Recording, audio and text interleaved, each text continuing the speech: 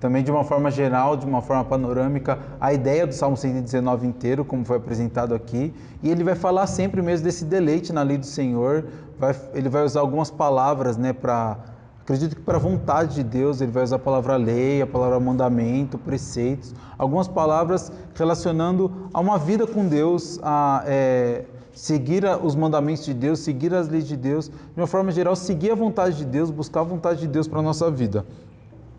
E eu não sei porquê, acho que foi coisa do Espírito Santo mesmo, que eu não peguei o Salmo 119, mas eu fui em outro salmo, que vai ser na verdade ele é uma porta de entrada para os outros salmos, né? É o Salmo 1, ele é tido como uma introdução mesmo para os salmos, e ele vai falar disso, ele vai falar desse deleite na lei do Senhor. Antes da gente entrar no salmo, eu fui lá, falei, é melhor deixar bem claro, então, qual é essa ideia de deleitar, né? Se deleitar. Não sei se todos que estariam aqui saberiam o que é isso. Eu mesmo achei melhor dar uma olhada no dicionário para não pensar nada errado. E quando você olha no dicionário, o deleite traz uma ideia de alegria, traz uma ideia de contentamento, uma ideia de um prazer muito grande. E tem uma palavra que aparece bastante no Novo Testamento, parecida com isso, que é a que começa o Salmo 1. A gente vai ler já o Salmo, mas ela fala da bem-aventurança, que traz também essa ideia de alegria, essa ideia de prazer, mas não é uma simples alegria, não é aquela alegria que você tem quando você ganha um presente, ou quando você vê alguém que você gosta muito. É uma alegria que vai além disso, que excede isso. É a alegria por receber uma graça especial de Deus, por ser agraciado por Deus. Então, quando a gente lê a bem-aventurança, é uma alegria, mas uma alegria profunda, por poder se relacionar com Deus. Queria pedir para os irmãos abrirem lá o Salmo 1, então, para a gente lê-lo.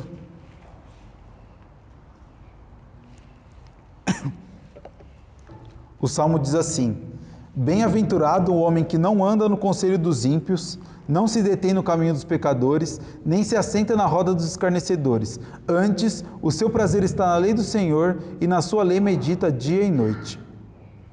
Ele é como árvore plantada junto à corrente de águas, que no devido tempo dá o seu fruto e cuja folhagem não murcha, e tudo quando ele faz será bem sucedido. Os ímpios não são assim, são porém como a palha que o vento dispersa. Por isso, os perversos não prevalecerão no juízo, nem os pecadores na congregação dos justos. Pois o Senhor conhece o caminho dos justos, mas o caminho dos ímpios perecerá. Irmãos, esse texto começa então com essa bem-aventurança, com essa alegria profunda de estar com Deus. E eu acredito que esse salmo ele é bem conhecido, né? Eu acredito que a maioria dos irmãos conhece. É um dos mais famosos da Bíblia. Mas eu acredito que a gente sempre para nesse primeiro salmo, nesse primeiro versículo. E ele diz que bem-aventurado é aquele que não anda no conselho dos ímpios, não se detém no caminho dos pecadores e nem se assenta na roda dos escarnecedores. Bom, primeiro, acho que dá para perceber que essas três frases, elas trazem a mesma ideia.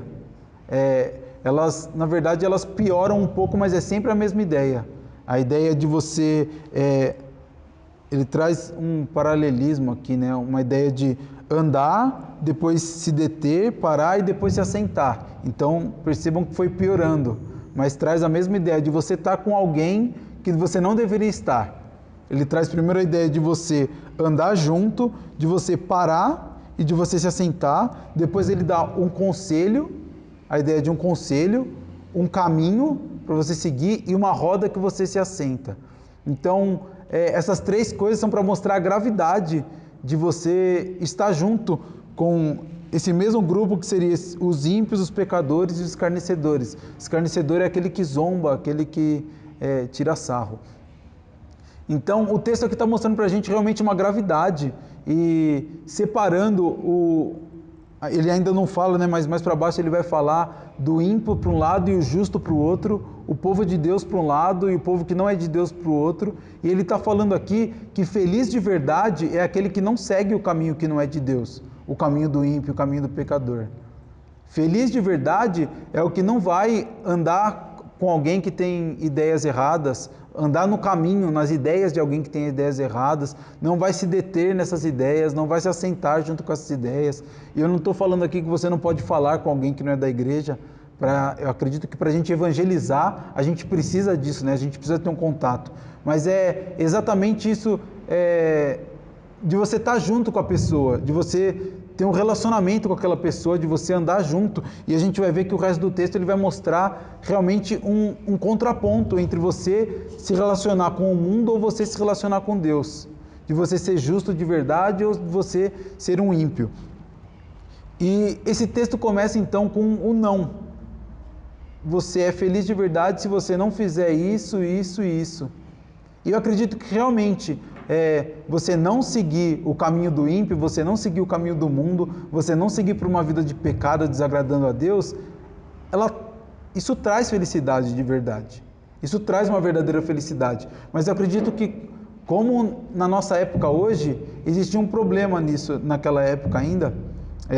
Desculpa, deixa eu me explicar direito. A nossa fé, ela tem uma base no não também. A gente pega os 10 mandamentos, é só não faça isso, não faça isso, não faça isso, não faça isso. Isso é importante. O não, essas 3 frases aqui falando não faça isso, não faça isso, não faça isso, são importantes para a gente entender o que a gente não pode fazer. Só que isso não é o total da vida com Deus. Trazendo para o dia de hoje, a gente ainda tem muito disso. Eu não sei se é a realidade de vocês, mas quando eu era adolescente, eu não sou tão velho assim, mas também já não sou mais adolescente, mas quando eu estava na minha época de UPA, a gente aprendia que o crente de verdade era aquele que não bebia, aquele que não fumava, aquele que não se relacionava sexualmente fora do casamento. E veja que isso são pontos verdadeiros mesmo, o crente não pode fazer isso. Mas se você simplesmente não fizer isso, isso não te torna um verdadeiro cristão. Você não vai poder chegar perante Deus e falar assim, Deus, eu esperei até o casamento, eu não usava drogas e eu sou crente. Isso não te faz crente, isso é uma pontinha do que é a vida com Deus. A gente pode ter como exemplo o texto do jovem rico. Conhece a parábola do jovem rico? Ele chega para Jesus perguntando sobre a vida eterna e Jesus pergunta para ele o que ele acha que ele tem que fazer e ele diz que ele cumpre a lei. E a gente olha lá, quando ele fala que ele cumpre a lei, não matarás, não adulterarás, ele cumpre mesmo. E eu acredito que ele não estava mentindo ali, porque Jesus conhecia o coração dele, e Jesus poderia falar assim, você está mentindo, você já matou. Mas não, ele realmente cumpria a lei. Mas tem um ponto que o texto mostra ali, que ele cumpria uma parte da lei, que era a parte se relacionando com o outro.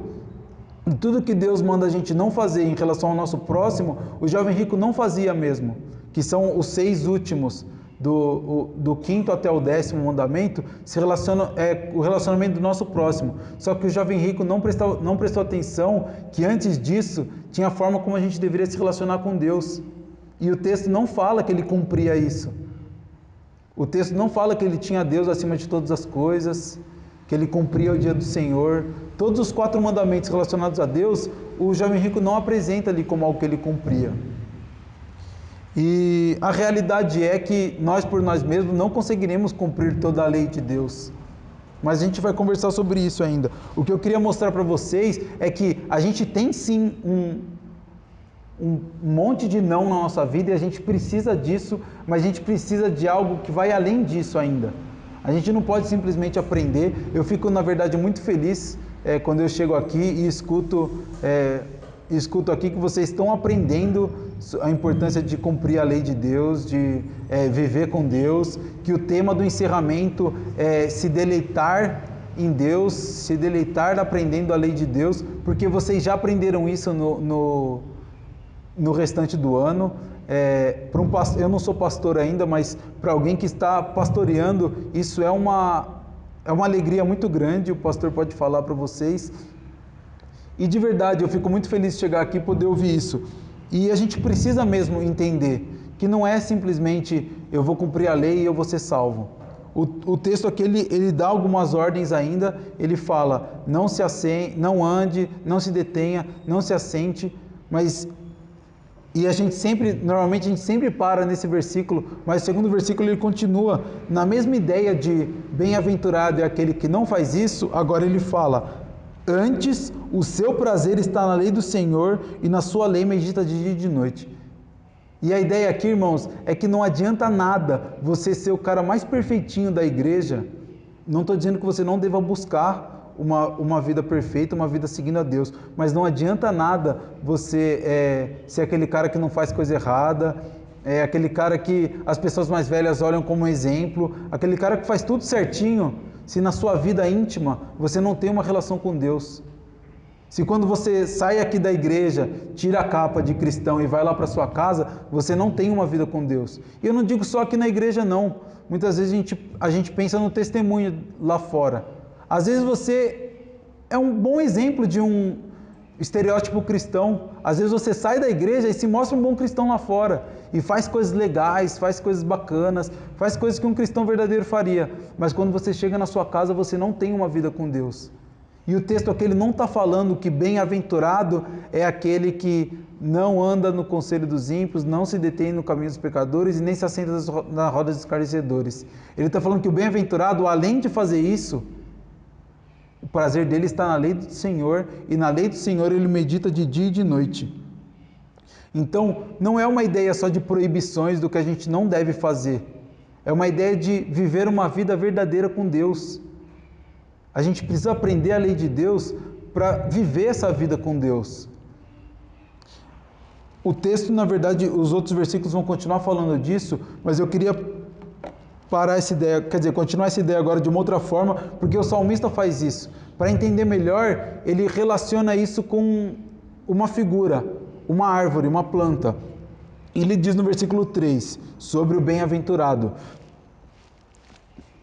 ele é como árvore plantada junto à corrente de águas, que no devido tempo dá o seu fruto e cuja folhagem não murcha, e tudo quanto ele faz será bem sucedido. Vamos imaginar aqui uma árvore com fruto, folhagens bonitas. E essa árvore ela só está assim hoje, não sei se vocês estão conseguindo imaginar, pode imaginar mesmo, gente. Ele conta historinha no meio, uma ilustração no meio para a gente conseguir imaginar mesmo. Então imagina uma árvore bem verdona, assim, bonita, aquela que criancinha desenha mesmo, com um rabicózinho assim no meio lá, as folhagens verdes e uma maçã. É o mais clichê, é o mais padrão, uma maçãzinha. Essa árvore ela só pode estar assim porque ela está na beira de um rio. Se você pega uma árvore, tira essa árvore daqui e joga ela lá num solo todo seco, todo com clima ruim, ela vai morrer, ela vai murchar. E qual é o propósito da árvore? O propósito da árvore é esse, é dar um fruto bonito e é dar folhagem.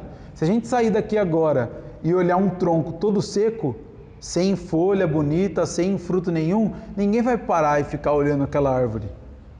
Aquela árvore, inclusive, não vai servir para nada, ninguém vai se alimentar daquela árvore. É diferente se a gente sai daqui e olha uma árvore como essa que a gente desenhou aqui, com um fruto bonito, com folhagem, aquilo é algo que chama atenção. E o propósito da árvore é ser bela aos olhos e é dar fruto, é dar um alimento. Agora, se ela não está no lugar que ela deveria estar, ela não vai cumprir isso. Eu não sei se alguém entende dessa área de plantação, mas não existe simplesmente você abrir um buraco aqui, jogar uma semente dentro e esperar que algo saia dali. Existe um cuidado. E o texto está falando de um cuidado, de uma árvore no lugar correto, tomando os nutrientes corretos, ela consegue puxar da água aquilo que ela precisa, ela consegue se alimentar e ela consegue crescer. E o que o texto está falando é que o cristão, que o homem, na verdade, ele é assim também. Se ele não for uma árvore plantada junto das águas, ele não vai ter o propósito dele. O propósito da árvore, que é ter folhas bonitas e um bom fruto, ele só é cumprido quando está no lugar certo. E qual que é o propósito do homem? O breve catecismo, na sua primeira pergunta, ele fala disso. Ele pergunta qual é o fim principal do homem. Se vocês sabem qual que é, alguém pode responder para mim? Glorificar a Deus e gozá-lo para sempre, se alegrar nele para sempre. A gente foi feito para isso, a gente foi feito para honrar a Deus, para glorificar a Deus e para se alegrar nele para sempre. E agora o ponto é, o que o texto está querendo dizer então quando compara a gente com uma árvore? Do mesmo jeito que a árvore, se ela for colocada em outro lugar lá, onde ela não pode ser alimentada, ela vai morrer. Se o cristão não tiver, se o homem não tiver se alimentando do que ele precisa se alimentar, ele não vai cumprir o propósito dele. Se o homem não estiver se alimentando da palavra de Deus, conhecendo a Deus, buscando a Deus na palavra dele, ele não vai cumprir o propósito dele. Ele não vai chegar onde ele foi feito para chegar, que é glorificando a Deus e se alegrando nele para sempre. E o texto ainda diz aqui que tudo quando ele faz será bem sucedido, e não é essa ideia, mas o cara lá ele é ateu e ele é rico. A ideia não é essa, é do propósito verdadeiro pelo qual o homem foi feito. Tem muita gente hoje que não está, ela pode não saber disso, mas ela não está cumprindo o propósito pelo qual ela foi feita. Porque todo homem foi feito para glorificar a Deus, e o homem só consegue fazer isso quando ele está com as raízes dele firmadas na palavra de Deus.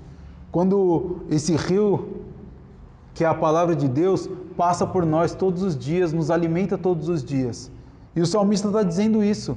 O homem bem-aventurado, o homem que é feliz de verdade, ele é como essa árvore que é plantada junto à corrente de águas. E ele ainda faz o contraponto, ele mostra o que é o homem que não está, então, o que é o homem que não é essa árvore, que não está com as raízes perto da corrente de água. E o versículo 4 diz: os ímpios não são assim, são porém como a palha que o vento dispersa. E é interessante que ele continua usando o exemplo de uma planta. A palha, se você pegar um monte de grama e deixar ela secar, ela vai virar palha. Então, do mesmo jeito que o homem que se alimenta da palavra de Deus, que é alimentado todo dia, ele é uma árvore que está lá na beirada do rio, o homem que não se alimenta da palavra de Deus, ele seca, ele vira palha, ele não serve para nada. Ele não tem utilidade nenhuma. Hoje até tentam, né, fazer sofazinho de palha, essas coisas, mas a ideia é, o homem não cumpre o propósito dele, ele não tem... Ah, colocaram água aqui para mim. Valeu.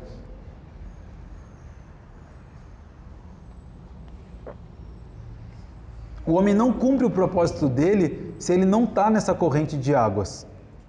E, como eu disse, esse salmo aqui é a introdução para os outros salmos. Então, o que vai ser dito nos salmos todos é isso. É a importância da palavra de Deus em nossa vida. E como eu estava dizendo antes, que não dá para a gente cumprir esse propósito se a gente não tiver, como diz o versículo 2, nosso prazer não for dia e noite estar em relação com a palavra de Deus. O ponto é que não tem como a gente se relacionar com aquele que a gente não conhece. Pensa aí no seu melhor amigo, por exemplo. Você só pode falar que você é melhor amigo daquela pessoa, que você tem uma amizade, um relacionamento com aquela pessoa, porque você fala com ela. Entendeu? Não tem como eu chegar aqui e falar assim, não, eu sou um baita amigo do G, o G é meu melhor amigo. Eu falei com o G só no parque lá.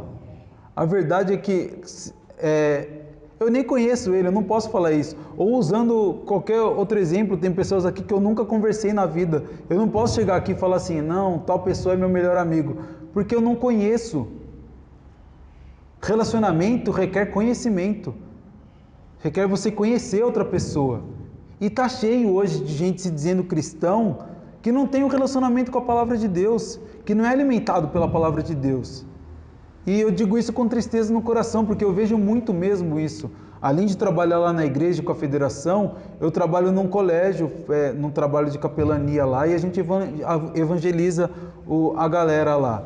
E é no Mackenzie, é um colégio que é conhecido como presbiteriano já, mas você vê muita gente que cresceu na igreja e não tem vida nenhuma com Deus. E a pessoa vem te falar, não, João, eu sou crente, não, João, eu vou na igreja, não, João. Só que a vida do cara não mostra nada disso, porque a gente está acostumado, eu acho que com esse jeitinho brasileiro que é colocado em tudo, a gente está acostumado a empurrar as coisas com a barriga. E muitas vezes a vida com Deus vai assim também. Vai, não, eu sou crente, não, domingo eu vou lá. Não, deixa eu ler um versículozinho aqui hoje, só para tirar o peso da consciência, para falar que eu li. Mas a Bíblia nos diz que o o cristão de verdade, o que pode se alegrar de verdade em Deus, é aquele que medita na lei do Senhor de dia e de noite e que tem prazer nisso.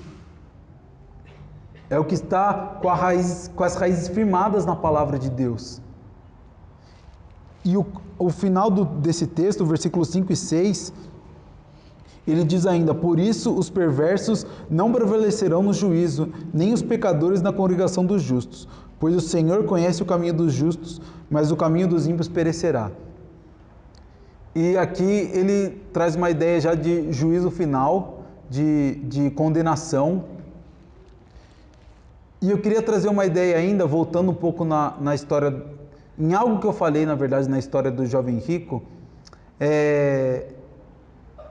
por a alegria que a gente pode ter em não temer isso daqui, em não temer a condenação. Eu falei antes, o texto está falando sobre cumprir a lei de Deus, sobre a necessidade de você se relacionar com a lei de Deus e cumpri-la. E eu falei que o jovem rico, na verdade, o final da história é que ele sai triste, né? Porque ele viu que as leis que ele estava cumprindo ali não dariam a salvação para ele. E o próprio Cristo diz que se você cumprisse toda a lei, se você caísse em um só ponto, você cairia na lei inteira. Então, por que a Bíblia vem nos dizer que a gente deve cumprir a lei de Deus, se no final isso não vai nos dar a salvação? E é aí que entra a graça de Deus, a misericórdia de Deus. Porque a gente não seria capaz de cumprir a lei de Deus. A gente não conseguiria, por nossas forças, cumprir a lei de Deus. E a gente não precisa temer a condenação, porque Deus enviou o Filho dele para cumprir a lei. E Cristo cumpriu a lei. Cristo foi um homem perfeito, foi um homem sem pecados, e Cristo morreu em nosso lugar. E então, pela graça de Deus, a gente recebe ali a salvação. E se você pensar nisso, na verdade, nem o povo do Antigo Testamento foi salvo pela lei. Eles foram salvos pela fé que eles tinham na promessa de salvação em Cristo. Mesmo não tendo visto Cristo ainda, mesmo não conhecendo a Cristo, mesmo não tendo uma história de Cristo, eles tinham uma promessa. E eles viveram por essa promessa. Abraão, no Antigo Testamento, antes da lei mosaica ainda, ele é conhecido como o pai da fé. E todos ali foram salvos pela fé, por crerem numa promessa. E essa é a nossa maior alegria, poder acreditar que a gente não vai ser salvo por algo que a gente faz. Não vai ser salvo pelo tanto que a gente cumpre. Os irmãos acreditam nisso? Amém pela vida de vocês. Mas ainda tem um ponto aqui. Graças a Deus a gente acredita nisso. Eu acredito que a salvação vem por Cristo, mas ainda existe um ponto. Se a salvação vem por Cristo, por que a Bíblia ainda insiste em nos dizer que devemos cumprir a lei de Deus, que devemos seguir a lei de Deus, que devemos meditar nela, ter o prazer nela?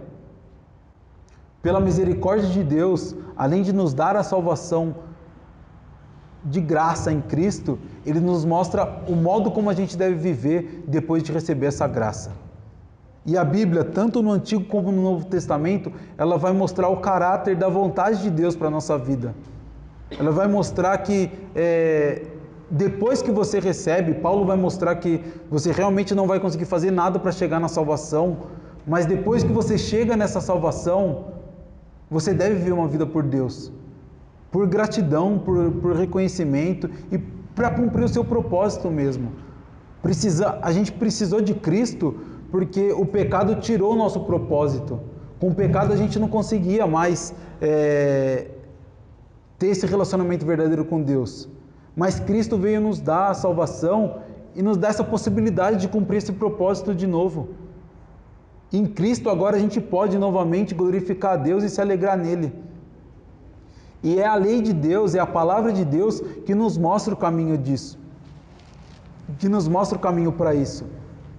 É esse contraponto que esse salmo vem mostrar. A gente não deve andar no caminho do ímpio, mas a gente deve andar no caminho do Senhor. E é a palavra do Senhor que vai nos mostrar o caminho dele.